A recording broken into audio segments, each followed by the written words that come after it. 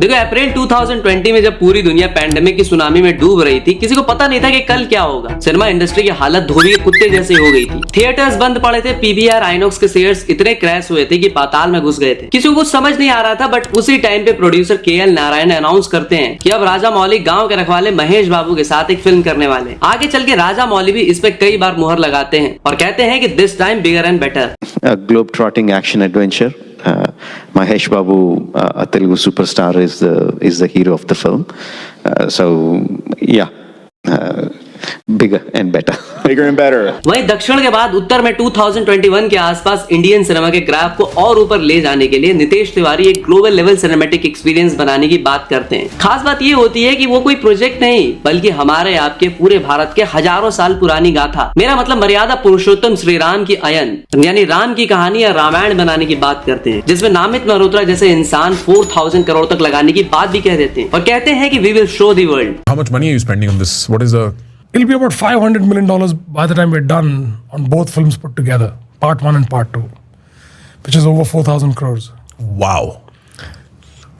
And that's incredible scale. So it's so I say it like this, I said we are making the largest film in the world for the greatest story, the greatest epic that the world should see. अब वाराणसी का चलो ठीक है, लेकिन आज जब रामायण का teaser आया है, लोग कह रहे हैं आपसे बेटर उम्मीद किए थे हम। और आम जनता का तो छोड़िए, काबिल डायरेक्टर संजय गुप्ता ने यहाँ तक कह दिया है कि खोदा पहाड़ और निकला चूहा। अक्षय कुमार ने भी इस पे कुछ कहा है, जो अगर नमित मल्होत्रा ने मान ली तो ठीक, वरना यह फिल्म अधिपुरुष के ही रास्ते को फॉलो करेगी। और उससे भी बड़ा सवाल कि फ्यूचर में इंडियन सिनेमा का झंडा सबसे ऊंचे शिखर पे कौन गाड़ के आएगा। तो आज की वीडियो छोटी बट काफी इंटरेस्टिंग है, तो अगले 5 पॉइंट से इंडियन सिनेमा के 2 सबसे बड़े दावेदार यानी रामायण एंड वाराणसी को कंपेयर करते हैं, जिसमें सबसे पहले पे आती है direction and vision.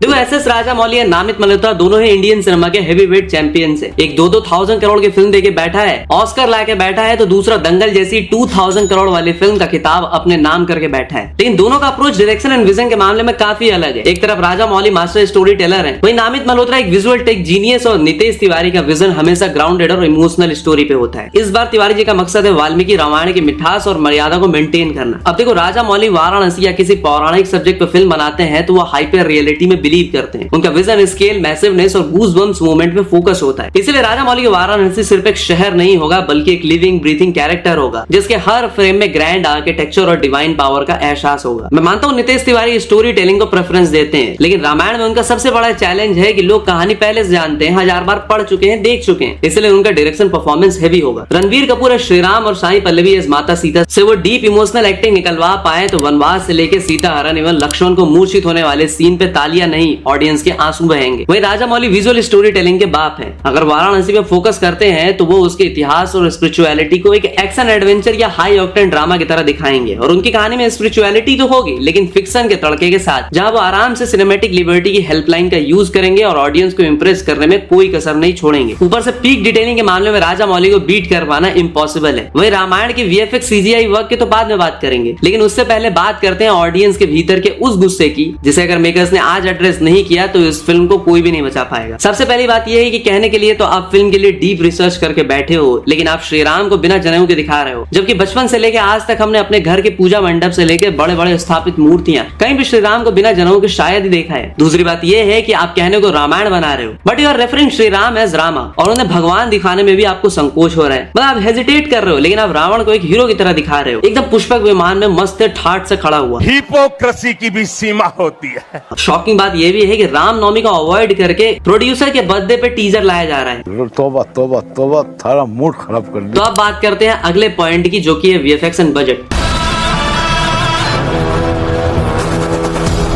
Nitesh Tiwari का फोकस विजुअल प्रोडक्शन पे ज्यादा है। वो हॉलीवुड की डीएनईजी जैसी बड़ी वीएफएक्स कंपनी के साथ काम कर रहे हैं। उनका मकसद रियल लोकेशंस और सीजीआई को ऐसे मिक्स करना है कि ऑडियंस को पता ना चले कि क्या रियल है और क्या फेक, बट इसमें वो शायद फेल होते नजर आ रहे हैं। इसीलिए लोग टीजर के बाद इसे कार्टूनिस्ट मॉन्स्टर तक कह रहे हैं। कोई कह रहा है कि dude such a big VFX company produce this, but the VFX looks a bit weak, it feels almost like video game level at the start. कोई कह रहा है कि interns are working on Ramayana. और एक बात जो मुझे बिल्कुल सही लगी वो है बैकग्राउंड स्कोर यानी कि इसका म्यूजिक। देखो टीजर पिक्चर की सबसे मस्त चीज जो मुझे लगी वो है इसका बैकग्राउंड स्कोर, यानी इसका म्यूजिक जो कि नो डाउट अच्छा है। Hans Zimmer and A R Rahman ने सही काम किया है, लेकिन बैकग्राउंड स्कोर पता नहीं क्यों विजुअल पे ठीक से बैठ ही नहीं रहा। देखो एक दिक्कत एक ही है कि नामित मल्होत्रा ने खुद कहा था कि वो किसी भी चीज में कॉम्प्रोमाइज नहीं करने वाले। We've got from production design to action, visual effects, music. We've partnered with some of the best minds in each of these departments to make sure that everything that we create is by bringing the best experience and talent. अगर राजा मौली की बात करें तो वो VFX को एक spectacled की तरह यूज करते हैं। उनका वीएफएक्स सटल नहीं होता, बल्कि वो ऑडियंस को हैरान करने के लिए होता है, जैसे बाहुबली के वाटरफॉल्स या आरआरआर के एनिमल्स। राजा मौली के वीएफएक्स में एक वेट होता है। अगर वो वाराणसी दिखाएंगे तो गंगा की लहरों से लेकर मंदिरों की नक्काशी तक सब कुछ ह्यूमन इमेजिनेशन से परे और ग्रैंड होगा। वो हमेशा नई टेक्नोलॉजी जैसे कि मोशन कैप्चर या सीजीआई फिजिक्स के साथ एक्सपेरिमेंट करते हैं ताकि विजुअल्स आइकॉनिक बन सके। तो कहने के मामले में तो नामित मल्होत्रा के पास डीएनईजी जैसी इतनी बड़ी विजुअल आर्ट की कंपनी है जिसने 8 टाइम्स ऑस्कर जीते हैं, लेकिन बात वही है कि सिर्फ अच्छे मसाले और बाकी इंग्रेडिएंट से कोई अच्छी डिश नहीं बना लेता। अच्छी डिश एक अच्छा शेफ ही बना सकता है। देखो रामायण पे लगभग 4000 करोड़ लगाया जा रहा है। अब ये 4000 करोड़ कहाँ लगाया जा रहा है मुझे नहीं पता। वाराणसी की बात करें तो उसका बजट 1000 से 1500 करोड़ के बीच है। देखो बोलना नहीं चाहिए और मैं नहीं कह रहा, लेकिन कुछ लोग कह रहे हैं कि ये ब्लैक मनी को व्हाइट करने की स्कीम है, क्योंकि स्क्रीन पे जो दिख रहा है वो इतने महंगे बजट जैसा तो लग नहीं रहा। रेडिट और एक्स के डिटेक्टिव्स अभी से सर पकड़ के बैठे हैं। ऊपर से टीजर में 3 राक्षस दिखाए गए, पर उन्हें देख कर लगता है कि वो त्रेता युग से नहीं हॉलीवुड से वीजा लेके आए हैं। एक राक्षस तो बिल्कुल गेम ऑफ थ्रोन्स के जायंट वुनवुन जैसा दिख रहा है, दूसरे को देख के लग रहा है कि वो लॉर्ड ऑफ रिंग्स के ऑर्गेस का भतीजा है। तीसरा राक्षस जो राम जी के पीछे डंडा लेके भाग रहा है वो उन्हीं ऑर्गेस के दूर की बहन का बेटा लग रहा है। अब नेक्स्ट पॉइंट की बात करें तो वो है ग्लोबल अपील।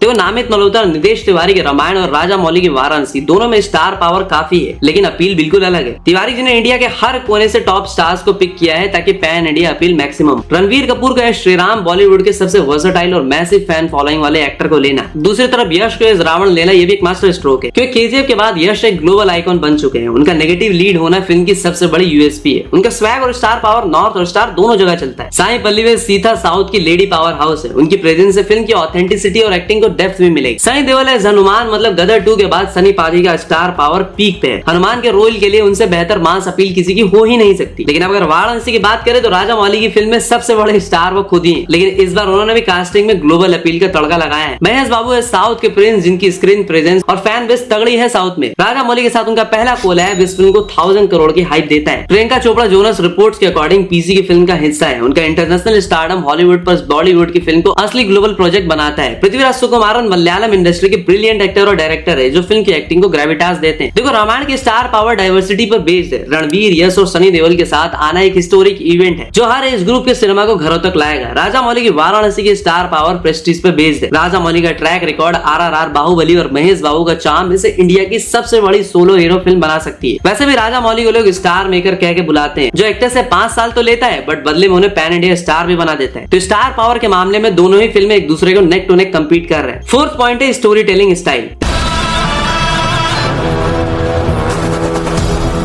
स्टोरी टेलिंग के मामले में ये दोनों ही डायरेक्टर्स नॉर्थ पोल और साउथ पोल की तरह हैं। नितेश तिवारी जहां सटली और इंटरनल इमोशंस पे पकड़ रखते हैं, वहीं राजा मौली हाई स्टेक्स ड्रामा और एक्सटर्नल कॉन्फ्लिक्ट्स के मास्टर है। नितेश तिवारी की कहानियां हमेशा दिल के करीब होती है। रामायण में उनका अप्रोच काफी अलग होना चाहिए। वो कॉम्प्लेक्स कहानी को बहुत ही इजी तरीके से पेश करते हैं ताकि बच्चों से लेकर बुजुर्ग हर किसी को समझ सके, हर तबका हर क्लास उनकी फिल्म को समझ पाए। इस बार उनकी परीक्षा रामायण के डिवोशन और मर्यादा के बारे में होगी। वहीं राजा मौली को मास्टर ऑफ इमोशंस कहा जाता है, लेकिन उनका इमोशन दिखाने का तरीका विजुअल नहीं होता। राजा मौली के हीरो सुपर ह्यूमन लगते हैं। अगर वो वाराणसी की कहानी सुनाएंगे तो प्रोटैगनिस्ट का स्ट्रगल और उसका राइज इतना ग्राउंड होगा कि ऑडियंस सीट्स पे ही खड़ी हो जाएगी। वो स्टोरी बताने के लिए सिंबल्स का यूज करते हैं, जैसे बाहुबली में शिवलिंग उठाना। ये उनकी स्टोरी टेलिंग में बैकग्राउंड म्यूजिक और विजुअल मिलाकर के एक ट्रांस क्रिएट करता है, और वो अपनी फिल्म प्रोटैगनिस्ट यानी हीरो से ज्यादा विलन यानी एंटागनिस्ट को प्रायोरिटी देते हैं। What can you say about the antagonist of the film and this wheelchair with the Dr. Octopus type arms? Yeah.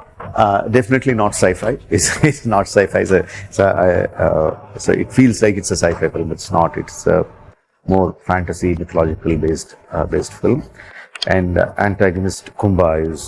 I'm always known for presenting my antagonist better than my protagonist. So I love working with antagonists, and I just love his character, his intensity, and Prithviraj, the way he brought that out with his performance is like really incredible.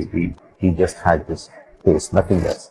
no arms, no legs, no body movement, nothing. All he had to, his menace, he had to bring to his face. He did it with great aplomb. आखिरी point की बात करें तो वो है global appeal. वह नितेश तिवारी और नामित मल्होत्रा के रामायण को पहले से ही फॉरेनर्स के लिए बनी रामायण का टैग मिल चुका है। अब तो उन्होंने इस बात को प्रूव भी कर दिया, क्योंकि टीजर पहले ही इंडिया में रिलीज ही नहीं हुई, बाकी जगह पे तो हो गई। इसलिए लोग कह रहे हैं कि भाई ये हमारे लिए है ही नहीं, हमारे लिए तो वही रामानंद सागर जी वाली रामायण है। खैर जो भी है, एक डायरेक्ट स्क्रिप्चर बेस्ड एडेप्टेशन तो है, इसलिए इसका ग्लोबल अपील कल्चरल आइडेंटिटी और इंडियन हेरिटेज पे बेस्ड है। दुनिया भर में बसे इंडियंस के लिए भी एक इमोशनल कनेक्ट हो सकती है, लेकिन अगेन जैसा कि इसे नॉन इंडियंस के लिए बनाया गया है, तो नॉन इंडियंस के लिए एक कॉम्प्लेक्स एपिक फैंटेसी की तरह प्रेजेंट की जाएगी, जैसे कि ट्रॉय या फिर लॉर्ड ऑफ रिंग्स वगैरह। वही वाराणसी की बात करें तो राजा मौली रिपोर्टेडली हॉलीवुड के बड़े टेक्नीशियंस और शायद किसी बड़े स्टूडियो लाइक डिज्नी और सोनी के साथ कोलैबोरेट कर रहे हैं। जेम्स कैमरून खुद एसएस राजा मौली ने कहा है कि वो वाराणसी के रिलीज के वक्त उन्हें प्रमोट करने में मदद करेंगे। दिसंबर 2025 में अवतार फायर एंड ऐश की प्रमोशन के दौरान जेम्स कैमरून और राजा मौली का एक स्पेशल इंटरव्यू हुआ था। इसमें कैमरून ने राजा मौली की विजन की बहुत तारीफ की थी और कहा था कि if I can reciprocate when your new film is coming to market, please keep me in mind. Cameron ने यह भी कहा था कि वो वाराणसी के सेट पर आना चाहते हैं और अगर मौका मिला तो वो सेकंड यूनिट डायरेक्टर के तौर पे कुछ शॉट्स भी लेना चाहेंगे। अगेन देखो, जेम्स कैमरून जैसा हॉलीवुड का सबसे बड़ा डायरेक्टर वाराणसी को इंडोर्स करता है तो इसका इंपैक्ट ह्यूज होगा ही। खैर मैं तो दिल से चाहूंगा कि दोनों ही फिल्में ग्लोबल लेवल पे छाप छोड़े, लेकिन वो कहते हैं ना कि हर चमकती चीज सोना नहीं होती, वैसे ही हर डायरेक्टर राजा मौली नहीं होता। अब वीडियो पसंद आई हो तो लाइक करो, इसे इतना शेयर करो कि रामायण की टीम में किसी के पास पहुंच जाए। एक्स पे भी डालो। तो मैं मिलता हूं अगली वीडियो में, तब तक के लिए हर हर महादेव।